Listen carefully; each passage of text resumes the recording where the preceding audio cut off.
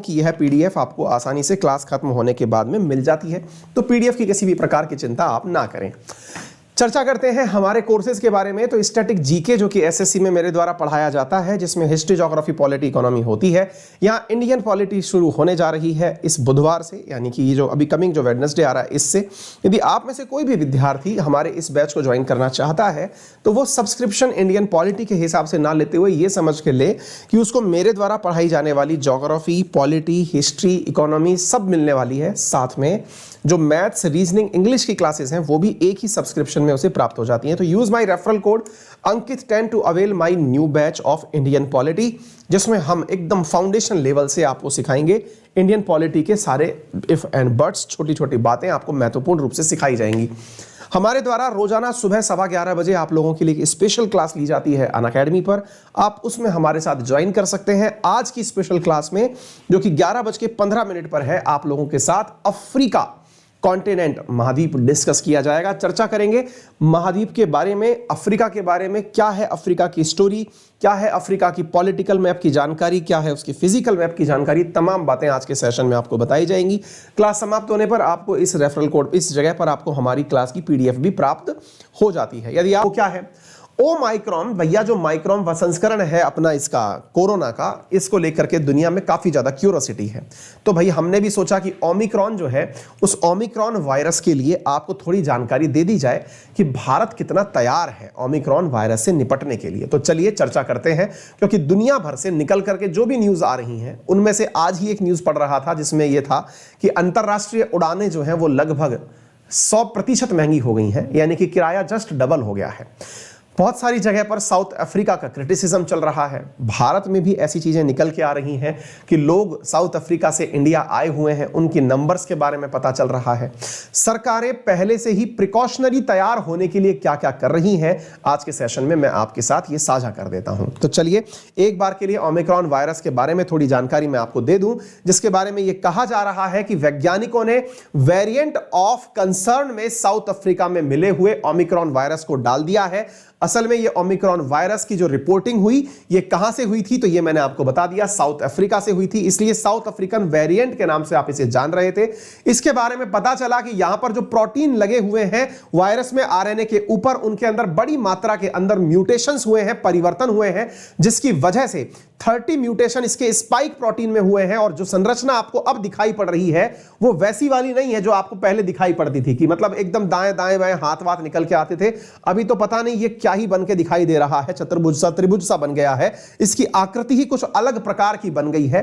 तो ऐसी स्थिति में ओमिक्रॉन वायरस के बारे में जो रिपोर्ट्स आ रही हैं वो ये है कि यहां पर वेरिएंट से निकली हुई जो जानकारियां हैं वो जानकारियां हमें इतना बताती हैं कि इस वायरस ने अपने आप को काफी ज्यादा म्यूटेट कर लिया है, और म्यूटेट करने के कारण यह वर्तमान में वेरिएंट ऑफ कंसर्न बन गया है।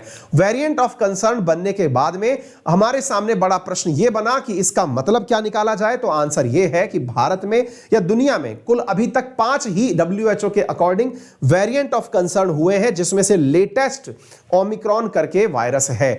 इससे पहले डेल्टा वायरस था, अभी ओमिक्रॉन है, जो कि रिसेंटली नवंबर 2021 में ही WHO के द्वारा लेटेस्ट इसको वो माना गया है। ठीक है ना। तो इसके साथ साथ साथियों अब हम सवाल करते हैं कि क्या वैक्सीन इसके खिलाफ कार्य कर पाएगी, यानी कि जो वैक्सीन हमने यूज किया है उसके अंदर कोई उपयोग हो पाएगा या नहीं हो पाएगा। तो साथियों यहां पर कहा जा रहा है कि अभी तक वैक्सीन के बारे में कोई भी जानकारी यहां पर पता नहीं चल पाई है। कहने का मतलब यह है क्योंकि वैक्सीन जो बनी हुई है भारत में हो या दुनिया में, जैसे कोवैक्सीन हो या कोविशील्ड, वो प्रोटीन के ऊपर ही रिएक्ट करती थी। अब चूंकि इसके प्रोटीन में ऑलरेडी इतने ज्यादा वो हो चुके हैं, यानी कि इसके अंदर ऑलरेडी बहुत सारे म्यूटेशंस हो चुके हैं, तो यह कहना बहुत ही मुश्किल है कि वैक्सीन इसके ऊपर कितनी प्रभावी होंगी। हां, इसके साथ साथ यह जरूर पूछा जाता है कि क्या साहब यह रिस्की है क्या। तो यह माना जा रहा है कि यह रिस्की है, और विशेष रूप से रिस्की उन लोगों के लिए भी है जो अभी तक कोरोना से एक बार पीड़ित हो लिए थे, वो दोबारा भी इसकी वजह से पीड़ित हो सकते हैं, क्योंकि इसने म्यूटेशन करके अपने आप को एक अलग ही प्रकार के वेरिएंट में कवर कर लिया है।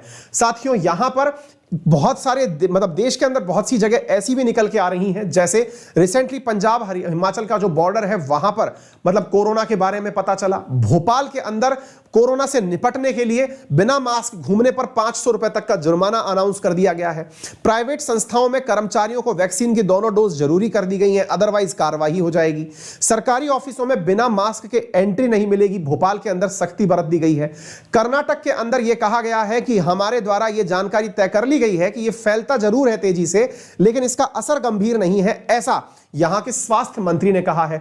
अलग अलग राज्यों के अंदर अलग अलग प्रकार के नतीजे निकल के आ रहे हैं। इनमें से राजस्थान में कोरोना को लेकर के कहा गया है कि यह हमने अलर्ट की स्थिति में डाल दिया है। कोरोना से निपटने के लिए ऑक्सीजन सपोर्ट वाले बेड भी तैयार कर लिए गए हैं और लोगों को कहा गया है कि ज्यादा से ज्यादा वैक्सीन लगाई जाए।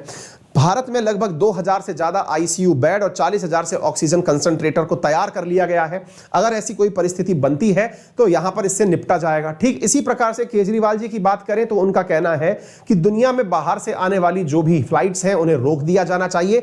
हम अभी तक फ्लाइट्स को रोक क्यों नहीं रहे हैं और हम अभी तक अपने आप को आइसोलेट क्यों नहीं कर रहे हैं। वहीं केरल ने कहा है कि हमने पूरी तरह से इमरजेंसी अलर्ट ऑन कर दिया है, यानी कि ऐसा कुछ भी होता है तो हमारे पास सारी जानकारियां उपलब्ध होंगी।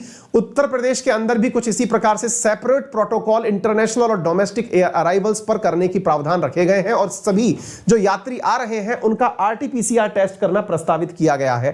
ठीक इसी प्रकार से मध्य प्रदेश के अंदर भी ट्रेस और टेस्ट की फैसिलिटी उपलब्ध करवाई जा रही है। तेलंगाना के अंदर यह कहा गया है कि हम बहुत ही जबरदस्त तरीके से सर्विलांस करने के मूड में हैं और ऐसी स्थिति में जो भी रिस्क वाली कंट्री से लोग लौट रहे हैं उनका प्रॉपर तरीके से हम लोग टेस्टिंग करेंगे। देश के अंदर जहां जहां पर जिस प्रकार की चीजें हैं वो हमने आपको बता दी हैं। अगर आप में से कोई भी उड़ने की यात्रा करना चाह रहा है यानी कहीं जाना चाहता है तो कृपया करके पहले यात्रा से पहले ध्यान दें कि वो पहले एयर सुविधा पोर्टल जो है सरकार का वहां पर जाकर के अपने लिए अपनी यात्रा के बारे में जानकारी जान लें कि आप जा भी पाएंगे या नहीं जा पाएंगे। इसी प्रकार से जो नेगेटिव आरटीपीसीआर टेस्ट है, reverse transcriptase polymerase chain reaction करके जो आपका आरटीपीसीआर टेस्ट होता है, उसका अपना रिपोर्ट लेकर के ही यात्रा करें, क्योंकि कहीं भी आपसे वो मांगा जा सकता है। क्योंकि भारत में साथियों 14 से भारत नहीं दुनिया में लगभग 14 से ज्यादा देश ऐसे हैं जहां पर ओमिक्रॉन वायरस के मामले पाए गए हैं। इन देशों से आने वाले यात्रियों की टेस्टिंग को अनिवार्य कर दिया गया है। अफ्रीका से नीदरलैंड पहुंचे हुए 13 लोग पॉजिटिव पाए गए हैं। यहां पर देखने वाली बात यह है कि Britain, Netherlands, Germany, Africa, Australia, यहां पर लोगों के बारे में धीरे धीरे चीजें पता चल रही हैं। जनता में मतलब इस समय की क्यूरियोसिटी यह है कि बच्चों को लगाने के लिए वैक्सीन उपलब्ध हो जाए। भारत में बच्चों के लिए जायकोव डी का पूरा ट्रायल हो चुका है, डीसीजीआई से अनुमति की इंतजार चल रही है। कोवैक्सीन का जो है वो तीसरे चरण में ट्रायल जारी है बच्चों को वैक्सीन लगाने के लिए। कोवावैक्स जो है वो दूसरे और तीसरे चरण के ट्रायल के लिए चल रही है। फाइजर और मॉडर्ना में बच्चों को दी जा रही है, लेकिन भारत में इसको अभी तक अलाउ नहीं किया गया है। स्पुतनिक का भी बच्चों पर ट्रायल रूस में जा रहा है। आईआईटी कानपुर के कंप्यूटर साइंस के प्रोफेसर हैं जिनका नाम है मणिंद्र अग्रवाल। उन्होंने कहा है कि ओमिक्रॉन से रहने की हमको जरूरत है, सावधान रहने की जरूरत है, क्योंकि इसमें इम्यूनिटी अच्छी है तो इसका असर नहीं होगा। मास्क, सोशल डिस्टेंसिंग को अगर हम फॉलो करेंगे तो संक्रमण ज्यादा नहीं फैलेगा और बच्चों पर बहुत ज्यादा असर इनका नहीं होगा। यानी कि इन्होंने एक प्रकार का मॉडरेट सा स्टेटमेंट दे दिया है ना। अब आपके दिमाग में एक और प्रश्न बनता है कि जहां जहां पर यह फैला है वहां पर कितना ज्यादा वैक्सीनेशन अभी तक हुआ है। तो साथियों यहां पर दक्षिण अफ्रीका की चर्चा करें तो यहां की 23% आबादी है जिसको वैक्सीनेशन हुआ है। भारत की बात करें तो भारत की केवल 30% आबादी ऐसी है जो कि पूरी तरह से वैक्सीनेटेड है। इजराइल में 62% आबादी पूरी तरह वैक्सीनेटेड है। तो यहां पर कुछ आंकड़े हैं जिसमें सबसे ज्यादा वैक्सीनेशन ऑस्ट्रेलिया के अंदर हुआ है। भारत में भी लगातार जो है वो आंकड़े अब बढ़ने लग रहे हैं वैक्सीनेशन करवाने के। धीरे धीरे मतलब वैक्सीन की संख्या बढ़ाई जा रही है। तो ये था साथियों पूरे भारत के अंदर एक अपडेट कोरोना को लेकर के कि क्या चल रहा है। उम्मीद है आप सभी साथी भारत के अंदर चल रही इस अपडेट से संतुष्ट होंगे। सरकारें पूरी तरह सतर्क होकर के काम कर रही हैं, आप भी सतर्क रहते हुए काम करें। से कोई भी विद्यार्थी अनअकैडमी पर मेरे साथ जुड़ करके पढ़ना चाहता है तो अनअकैडमी पर मेरा रेफरल कोड है अंकित 10, जिसका उपयोग करके 10% डिस्काउंट प्राप्त करके वो पढ़ सकता है। यदि आप अनअकैडमी पर पढ़ते हैं तो आपको अनअकैडमी के जितने भी एडुकेटर्स हैं उन सबकी लाइव क्लासेस, टेस्ट सीरीज, उनके डाउट सेशंस ये सब प्राप्त होते हैं। किसी भी एडुकेटर की क्लासेस आप एक बार उस कैटेगरी में सब्सक्रिप्शन लेने के बाद देख सकते हैं। पूरी तरह से लाइव जितनी भी क्लासेस हैं वो देख सकते हैं, रिकॉर्डेड क्लासेस देख सकते हैं, टेस्ट PDF डाउनलोड कर सकते हैं, टेस्ट सीरीज दे सकते हैं, पूरी तरह से गाइडेंस आप यहाँ पर प्राप्त कर सकते हैं। ये सारी चीज़ें आपको यहाँ पर उपलब्ध होती हैं। करना क्या होता है, गूगल प्ले स्टोर से अनअकैडमी लर्निंग ऐप को अपने मोबाइल में इंस्टॉल करिए। वहाँ से आप जिस भी कैटेगरी में चाहें, चाहे SSC हो, UPSC हो, उस कैटेगरी में अपना कोर्स सेलेक्ट करिए। जो कोर्स आपको सेलेक्ट करना है उसे रेफरल कोड अंकित 10 के साथ में प्राइस देने से पहले ट्रीट करिए, ताकि आपको 10% का डिस्काउंट उसके अंदर इमीडिएटली प्राप्त हो जाए। उसके बाद में पेमेंट करिए और क्लासेस पढ़ना शुरू करिए। Thank you so much. अपना ख्याल रखें, बड़ों का सम्मान करें, छोटों को प्यार दें, अपना व्यक्तित्व इस प्रकार से विकसित